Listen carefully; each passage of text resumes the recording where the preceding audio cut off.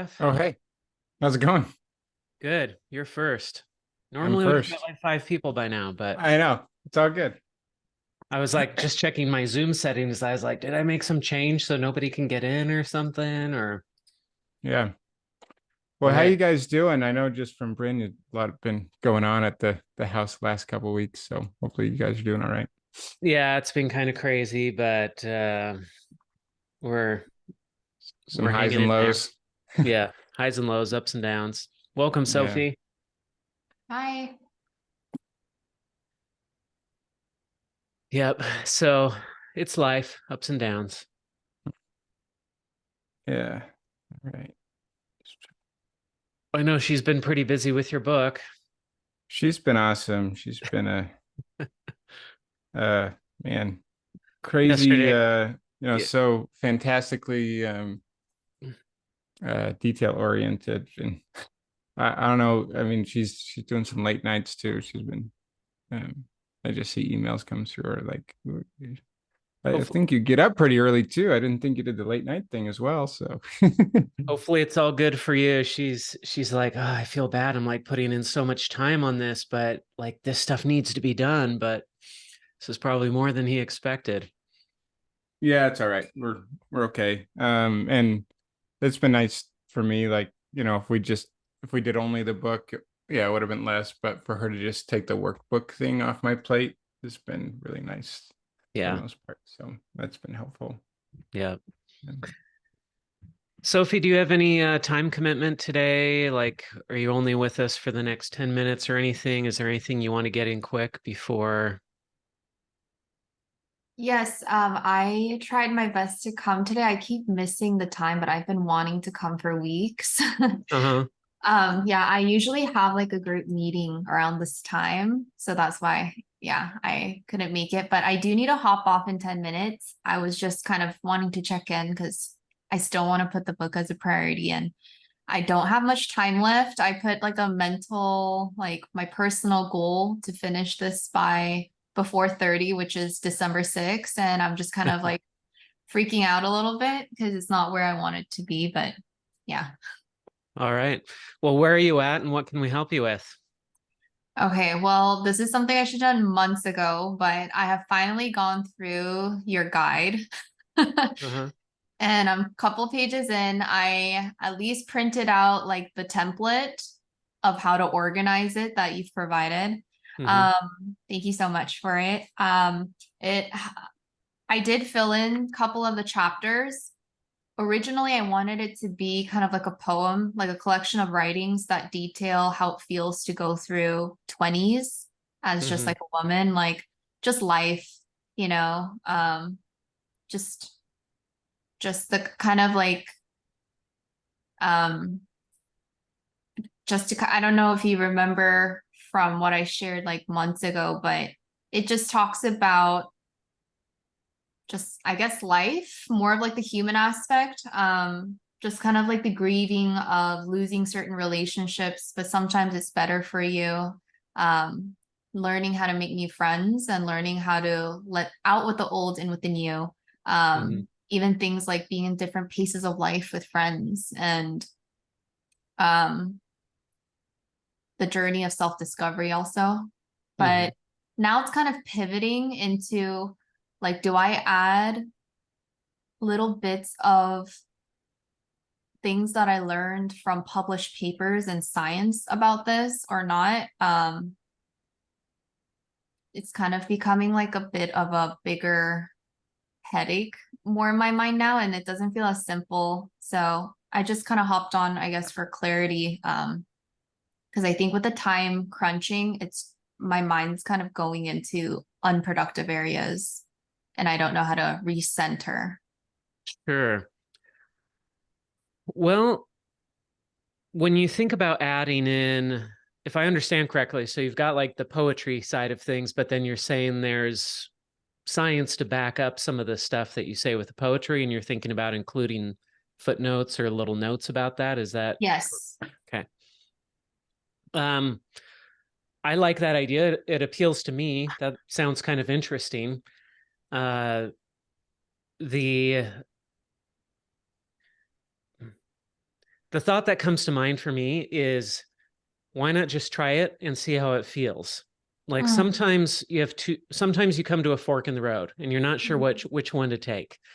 The worst decision is to just sit there. You might as well choose one or the other. If you go down one and it turns out to be a dead end, well, then you know it's the other one. And then you know that you can go on the other one with full confidence. And if you go down one and it works out, well, great, then that one works out. And so I would say just choose one or the other and do it and see how it works out for you.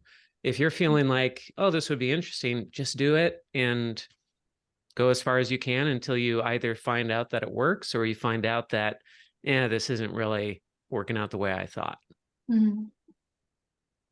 Okay. Yeah.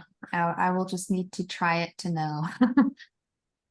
But I think it sounds interesting. I mean, most of the time when you think of a book like this, you think of it as just being the poetic side of things, and to mix poetry with scientific literature in a way makes it unique and more interesting, I think, because then people say, I think there are a lot of people who want to engage emotionally with poetry, but it's not their thing because they might see themselves as more analytical or scientific or objective. And so to mix those two, it almost kind of justifies it for that group of people to say, hey, poetry is not just poetry. It's not just this emotional, flowery language.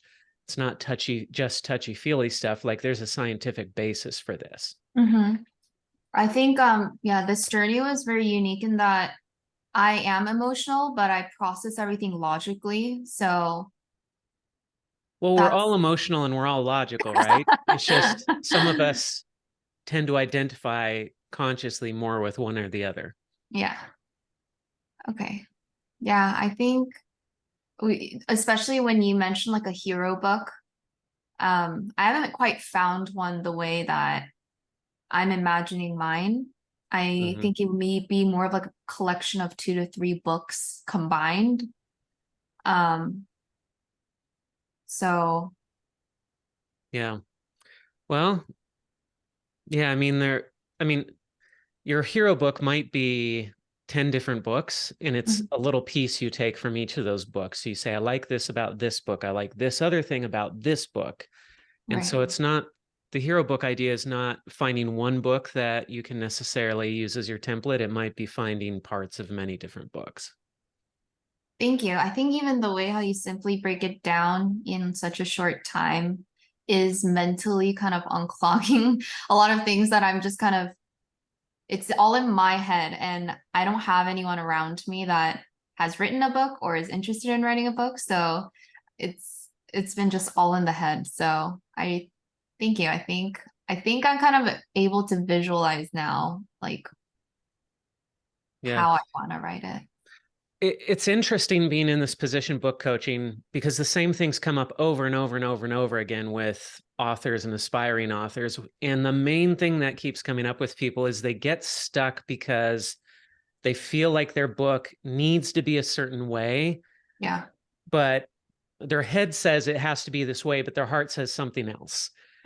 They feel like, I want to do it this way, but the things I've read or things I think or things that people say make me feel like it's supposed to be this other way. And then they get stuck and they get paralyzed.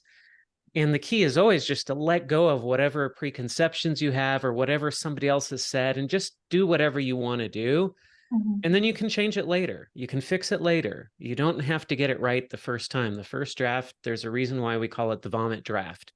It's a mess and then we clean it up later. So just do whatever you feel like doing now. Just do something and then change it later if you want to change it later, but leave it for later. Leave all the details for later. Do you do reviews once it's like written and there is a draft, or is there like a separate? I remember a couple months ago you mentioned about like other resources and having like hired copywriters or like editors to review. Yeah, if you want an in-depth review where somebody really goes through it and takes several hours to go through it and really figure out like what needs to be changed, that would be called a developmental edit, probably for you. And you would hire an editor to do that. Now, if you want to bring it here to this call and have me run through it for 10 or 20 minutes with everybody else or something like that, more than happy to do that. And then we can get feedback from the group. You can also post it in the online group and say, hey, is anybody willing to review this? Take a look at it. And whatever feedback you have, I'd love to hear it. You can also do that in the group. So there are multiple ways to get that feedback. And you may not need to actually go hire a developmental editor to do that. Maybe the questions you'll have could be answered just with a few minutes of feedback. Yeah, I think once I have something together, I just would love different opinions of just like thoughts of how it comes to read to different people outside of just, my circle that sees me every day and just wants to support, just kind of like a very objective review. So yeah. Yeah, and we want to support you too, but we want to support you by being as objective honest, as we yeah. can and giving you honest feedback that will help you. So, I mean, I'd love to have you bring it here and I'd love to go through it with you if that's something you're comfortable doing. Okay. Thank you so much. All right. We'll let you go. You need to run, right? Thank you. Hope you have a great rest of the call and great weekend. You too. Have a great weekend, Sophie. Bye-bye.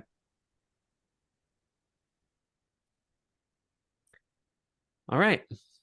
Cool. Yeah, Okay. I saw her tune in like an hour ago that I got an alert that somebody signed into the Zoom meeting. So Right.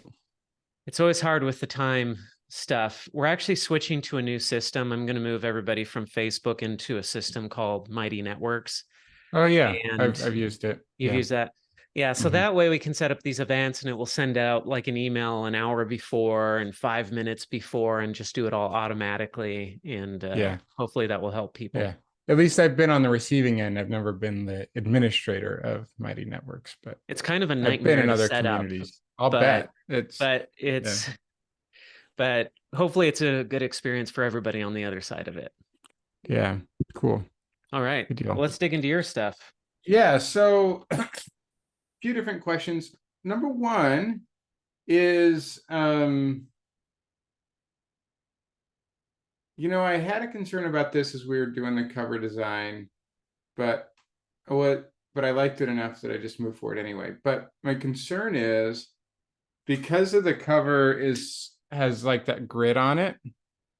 Sometimes when I have uploaded it to a couple places, like one time I uploaded it on LinkedIn, and even just with the proof on Amazon that I ordered, I noticed that like the image, it doesn't come through clean because it gets compressed. I know exactly where you're already going with this. Yeah. So, and like, how do especially on Amazon, like if it's other places, I don't care as much, but that Amazon image needs to be really clean and be very recognizable. And so I don't know if what came through when I was just ordering the proof, if that's the way it's going to be on the Amazon listing. Cause even like, when you are on Amazon and you like click like you scroll over it. And so it like, zooms in or whatever to whatever the image is, even that wasn't coming through right. And so the thick lines were all over the place. Anyway, it should be sharp on the actual Amazon listing. Now, when it's shrunk down small, I mean, if you zoom in, it should be sharp. So if it's not sharp when you're zooming in, then that's not the way it should look on the final listing, because it should be really sharp when at least zoomed in. Zoomed out is a different matter, because when you're dealing with a grid like that and fine lines, I'm not sure how that's going to work out. If you decide, I can show you, and sharing the screen but I hope that what it did with the proof is not what it's going to do with the actual Amazon listing. Yeah. It just doesn't mouse over it through right. Yeah. Even here, it's not you see it there too. Quite right. Yeah. So, now looking at it that but large, I think they may have compressed it because they put the not for resale on it. Maybe. I don't know. Yeah. Something happened there. I would not be worried about that. I don't, because it's messed up zoomed in, and seeing the book cover, it's not that small, really. Like, it's not a thumbnail. So I would suspect it's going to look okay when it's the final version that goes up. I would be surprised if it's giving you any issues. Okay. Because I know All there right. is the graph I'm paper, but hoping. that image is not that small. Right.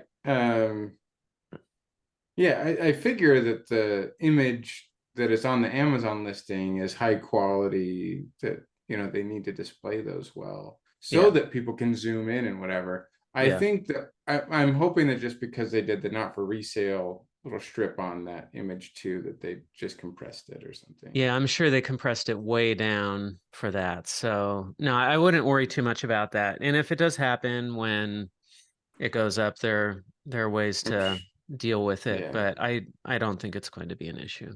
Yeah, so there are going to be other places, I'm sure, that it gets viewed and it's not going to look quite right. And, you know, it's just sort of something I need to deal with to some degree. Like, you know, LinkedIn compresses when I do that. But then if you like download the thing, then it's, you know, if you downloaded the image, because I think I uploaded like a PDF of 3 versions that I was like, hey, give me some feedback here. And when you just looked at it on the post, it looked like this. But if you got the full version, because it was like an accessibility mode or something is what LinkedIn called it. Anyway, so it's just the realities, whatever. We're good. Yeah. And so I'll try and do more photos of like me holding a book instead of just like, because that doesn't do the same thing, right? Right. It's not really the digital image. At least it's different. Anyway, so that's one thing. The other thing I'm curious, do you know, when the book and the workbook are live on Amazon, are there ways to set them up like a bundle? So that people see that if they go see the book, can you say, hey, this goes along with this workbook? You know, I've seen sometimes like people say that I've seen people set up coupons where like, hey, this is 10% off if you buy it with this other thing. And that shows up on the listing. Do you know what that looks like? Or how to do that? Yes. Yeah. So I may need to do a little bit of research on this, but because I know that you can put books in a series, which kind of bundles it together. But I'm not sure if that's the ideal way to do this, where it's a book and a Yeah. workbook. So I'm looking this up right now to see if we can find something. Trying to think if there are any workbooks that I know of that go along with another book. I know there are out there. I just can't think of them off the top of my head. Because I think there's some books like Traction by Gina Wickman and stuff that come with, or that there's an option to get a workbook or something. Yeah.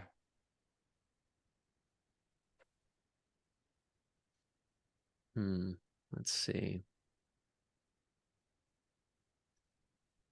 Yeah.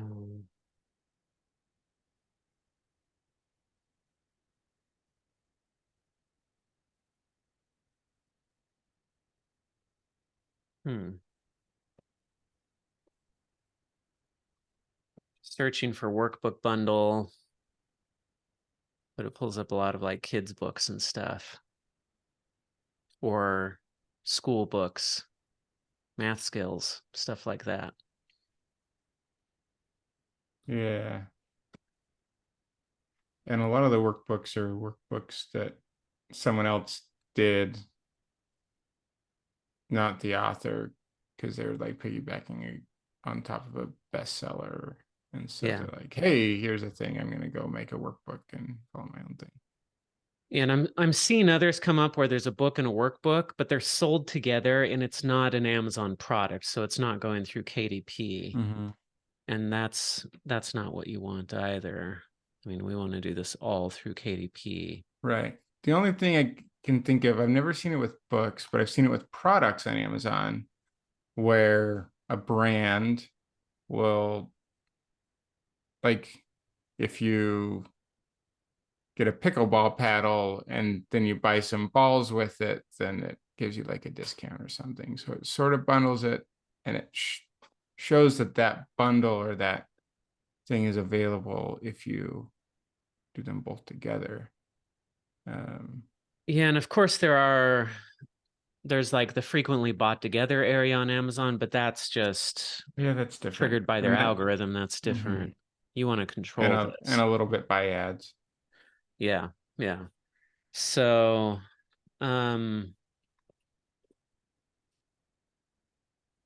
which I don't anticipate really running ads on the workbook alone, but only on the book.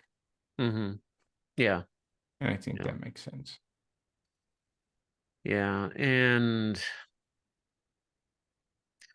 yeah, I'll have to look into this.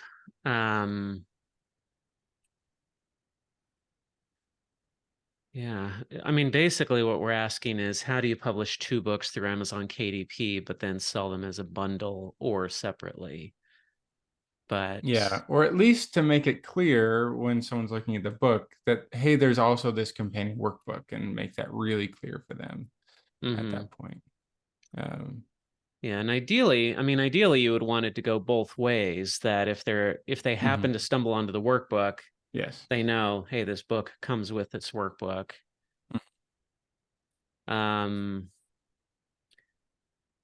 Yeah. There are a lot of workbooks out there, but there are not a lot of workbooks that are actually from the author. I mean, there are people who will make a workbook for somebody else's book, which is kind of a funny thing that that's allowed, but it is. Yeah. Yeah. So you can find workbooks for like Atomic Habits that are not from and James the body Clear. keeps the score, and all the every other best-selling book, pretty much they're all here.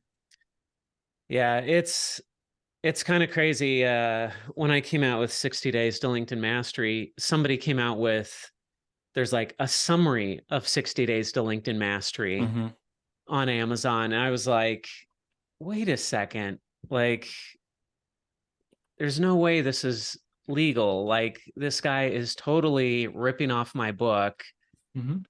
Yeah, summary of 60 Days to LinkedIn Mastery. And this guy's like selling a book that just summarizes my book. Yeah. And it's like, which they're like websites online, that, but to make a book that does that, it's kind of funny. yeah, I'm like, how in the world I bet is they this just legal? throw it through ChatGPT anymore, and yeah, just like, give me a summary of this book. Yeah, so I went to Amazon on that and went all through the whole process trying to figure out how to get it removed. And they finally came back and they're like, no, this is in line with our terms. Like, this guy can do this and we have nothing against it. I was like, you gotta be kidding me. He's got my name on the cover of his book. He's got the whole title, but then it says written by him. And it's like, come on. Now, all you can hope is that if anyone actually buys that thing, then they'll be like, okay, now I want to buy the actual book, right? Yeah, and that's the thing. I mean, he has 0 reviews, so I don't think he's actually like selling. And yeah, like, why would you buy the summary of the book rather than buy the actual book? So, or just go look at a summary. Yeah, like a 4-minute reads type thing if you're gonna go buy a book or something like that. Yeah. So let me search one more place about this.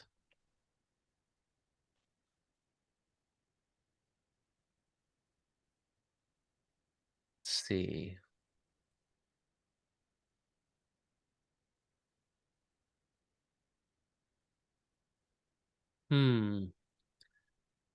So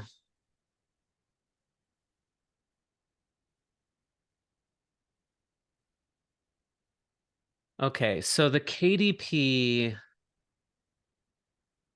website itself,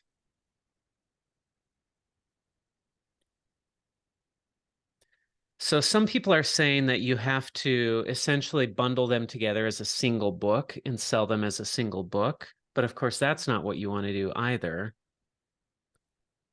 Yeah, okay. We currently don't offer a way to create a bundled or box set for paperback books. But that's if you were like trying to buy like a whole like Lord of the Rings set or something like that. Like that's different. Right. Now you can, I wonder if this would be a way to Sorry. do it. So you can link your books together the same way that you would link a hardcover and a paperback. I think you might be able to link multiple paperbacks together. But you're essentially saying these are the same book, and then you would be selling them for the same price, but it's really separate books. Yeah. And so I don't know that that's the way you want to do it either. Yeah, so I don't know if there's a better way really than to just list it as two separate books, run ads, talk in the description, say you might want to check out the workbook as well. If enough people buy the two books, it's going to show up as people who buy this, buy that. I don't know if there's a better way to do it than that. And of course, in the book, you can put all over the place, hey, you might want to get the workbook companion as well. Yeah. But it looks like that might be what we're stuck with. Yeah. Okay. I'll do a little more research, but I'm just curious if you knew.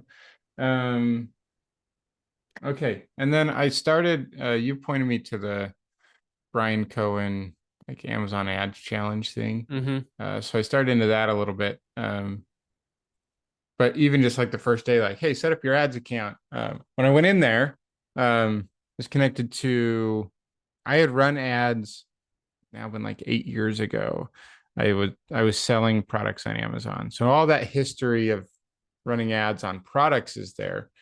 But because I'm not a professional seller on Amazon anymore, it was like, hey, you can't mess with these campaigns. But so anyway, there's something I need to do to kind of go backdoor, but I think it needs to wait till the book itself is live on Amazon before I can set an ad. Like, do you know if there's a way? You probably could if it was at least available for pre-order, that you could run ads to at least a pre-order, right? But it needs to be orderable to set up an ad. Yeah. Okay.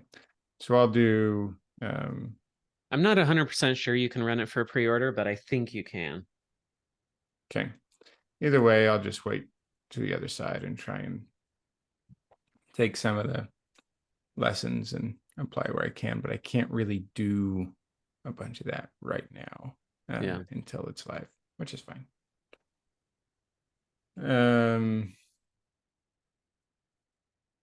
Okay. I don't know. I mean, I'm just going through stuff. I got to go get numbers and ISBNs and apply them to the workbook that we're working on so we can finish that up and whatnot. Well, here's a question. So we've got a proof coming. Hopefully the last proof that we need to do before we for the book itself. I have one blurb that I've been waiting on that this guy is like a big wig at Boeing. He's like the CEO of one of the Boeing divisions. So not like overall Boeing, but one of like Boeing Defense and Space. I interviewed him on a podcast almost 2 years ago. He's like, yeah, I'll support. But I haven't heard anything from him directly. I'm working through like the communications team who was talking to his chief of staff, who's talking to him. And so the whole process of trying to get that is like the last thing I want to add in the book to be able to get that blurb. Just in case it doesn't happen imminently, to just throw that in later. If I make an amendment to the book, I don't need to have like a new volume or anything, do I? I can just like change the manuscript and it'll take a few days to take effect, but it'll just go in there, right? It's just a minor change. So it would be, because you can make changes to your cover and you can make changes to the text as long as it's not a major change. And this is obviously a very, very minor change. Okay. So it can still get in there even if it comes later. Like I was trying to get it last week and here we are this week and I still haven't got it. Yeah, because I mean, otherwise people would have to submit a new volume every time they found a typo in their book and corrected it. Right. Yeah. And That would like, be obnoxious. yeah, and even with the cover, I mean, you can change it. It has to be approved and everything, of course. Like you submit it, and then it might take a day or 2 or 3 for them to approve it. It'll probably be approved within 24 hours, but yeah, you can make changes like that. Okay. No big deal. Not that you want to be changing it all the time, but it's not Right. not a huge deal. Okay. All right. Cool. Well, that point done. I just got to get working on some of the stuff for it. So, All right. um, Well, I guess we'll have a short call today since just you and Sophie showed up.